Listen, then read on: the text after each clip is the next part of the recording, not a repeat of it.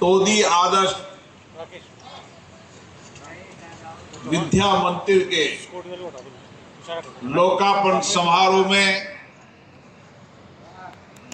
राजस्थान सरकार के उप मुख्यमंत्री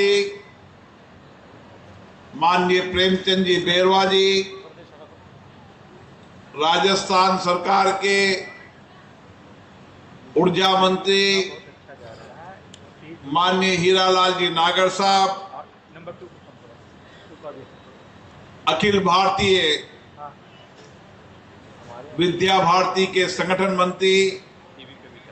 माननीय गोविंद जी, क्षेत्रीय संगठन मंत्री श्री शिव प्रकाश जी, जयपुर के आदर्श विद्या समिति के अध्यक्ष अमरनाथ जी, इस क्षेत्र के लोकप्रिय विधायक माननीय बैरवा जी, जिन्होंने इस विद्यालय के निर्माण के लिए केवल सहयोग नहीं दिया, एक समर्पण सेवा के साथ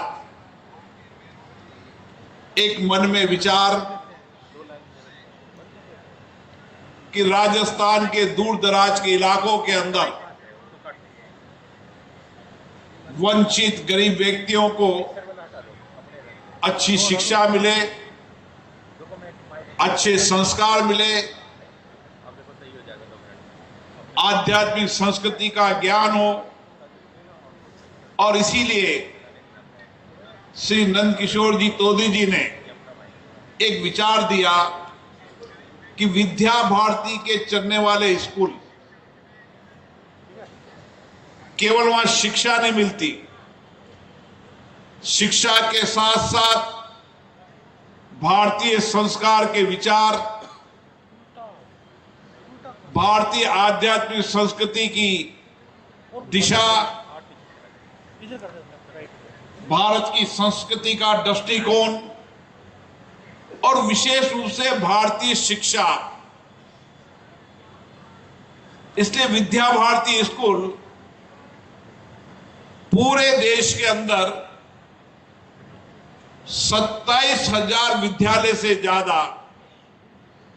विद्यालय दूर दराज के इलाकों में चलाती है। इतना ही नहीं, एकल विद्यालय के रूप में भी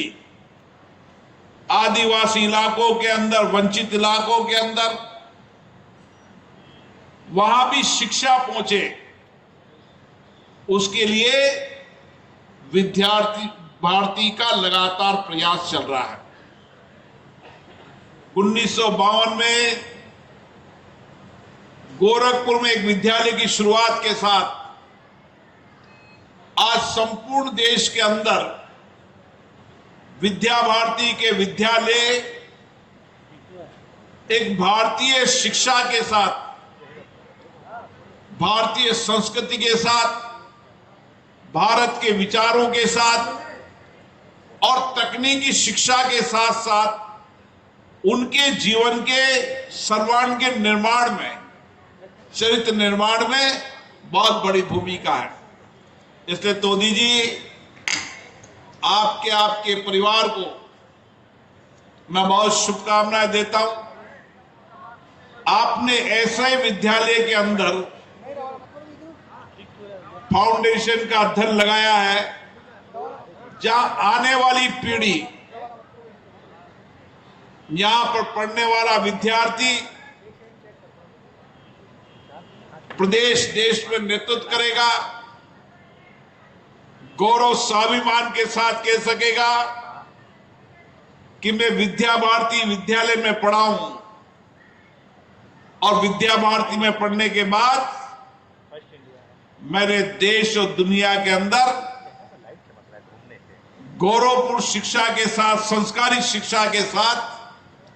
अपने कैरियर को आगे बढ़ाने का काम किया है। और इसीलिए तोदी साहब पैदा तो हुए जयपुर में, लेकिन उनकी शिक्षा मेरे इलाके में हुई है। उन्होंने प्राथमिक शिक्षा कोटा से प्राप्त की, हमें भी गर्व हुआ कि कोटा में प्राथमिक शिक्षा प्राप्त करने के बाद उन्होंने कलकत्ता के बाद अमेरिका के अंदर उन्होंने उस समय अपनी शिक्षा को किस तरीके से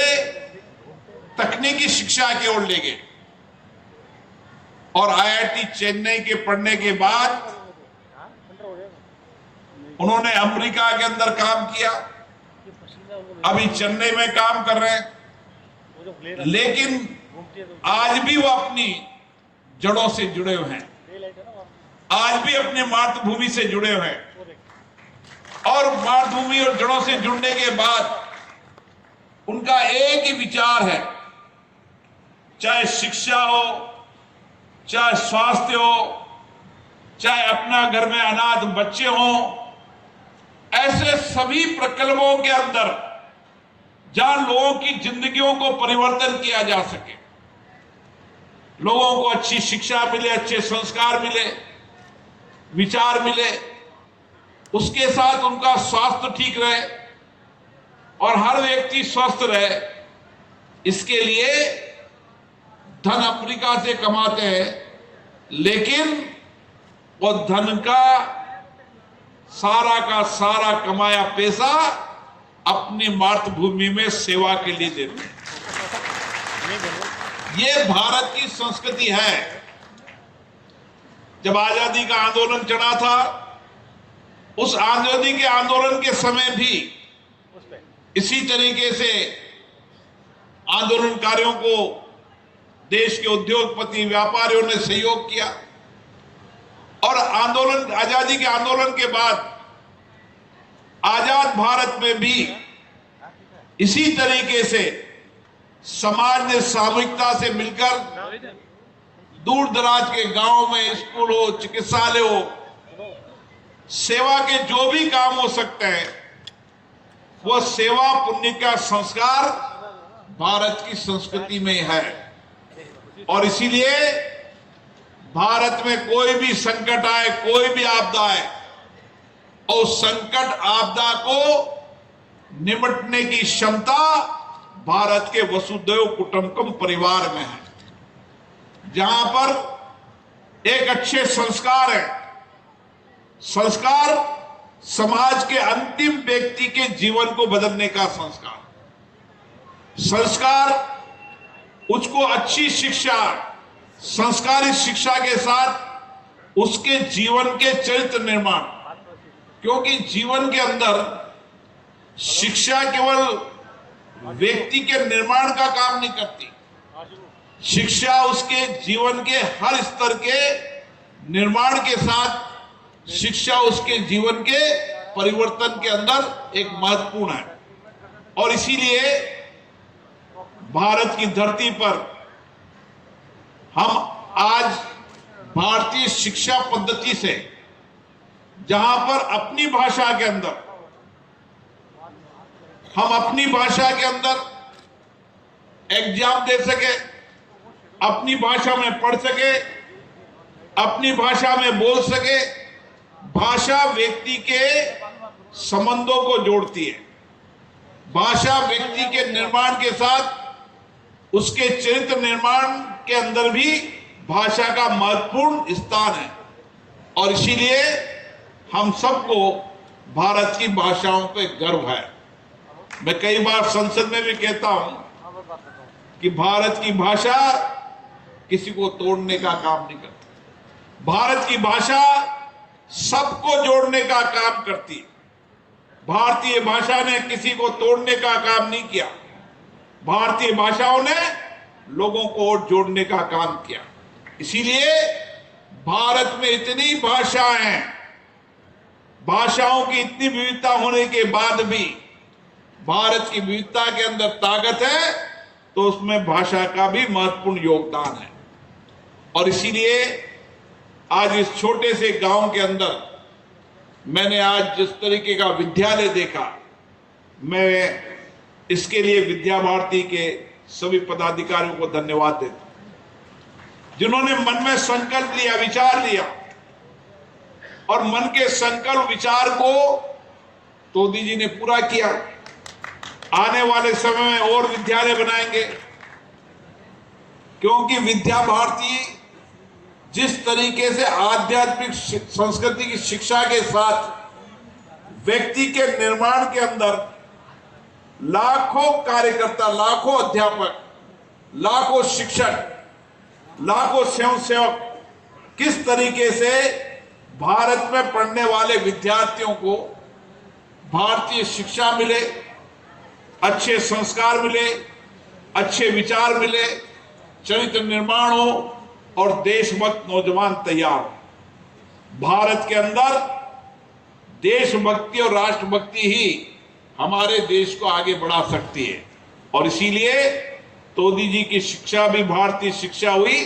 इसलिए उन्होंने अमेरिका के बाद भी दूर दराज के गांवों के अंदर शिक्षा के मंदिर बने और इस शिक्षा के मंदिर से हमारे देशभक्त नौजवान तैयार हो। उनके लिए उनको बहुत बहुत शुभकामनाएं देता हूं। और विशेष रूप से मैं